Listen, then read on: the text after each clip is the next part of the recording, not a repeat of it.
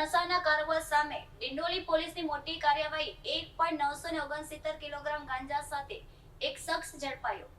આરોપી પાસેથી mobile phone અને રોકડ સહિત કુલ 2.3 લાખ રૂપિયાનો મુદ્દામાલ પણ પોલીસે કબજે કર્યો છે. સુરત શહેરમાં નશાના કારોબાર સામે ડિંડોલી પોલીસને મહત્વપૂર્ણ સફળતા મળી.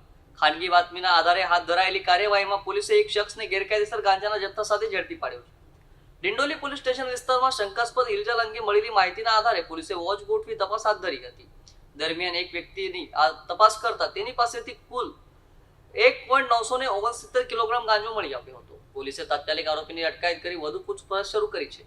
કાર્યવાહી દરમિયાન આરોપી પાસેથી એક મોબાઈલ ફોન તેમજ રોકડ રકમ પણ કબજે કરવામાં આવી હતી. જપ્ત કરાયેલા ગાંજા, મોબાઈલ અને રોકડ રકમ સહિત કુલ અંદાજે રૂપિયા 2.3 લાખનો મુદ્દામાલ કબજે કરવામાં આવેલ હતો. પ્રાથમિક તપાસમાં આરોપી ગાંજાની હેરાફેરી અને વેચાણના ધંધા સાથે સંકળાયેલો હોવાની આશંકા વ્યક્ત કરવામાં આવી રહી છે. હાલ પોલીસ આરોપી આ જથ્થો ક્યાંથી લાવતો હતો અને કોને સપ્લાય કરવાનો હતો તે દિશામાં તપાસ આગળ ધપાવી રહી છે.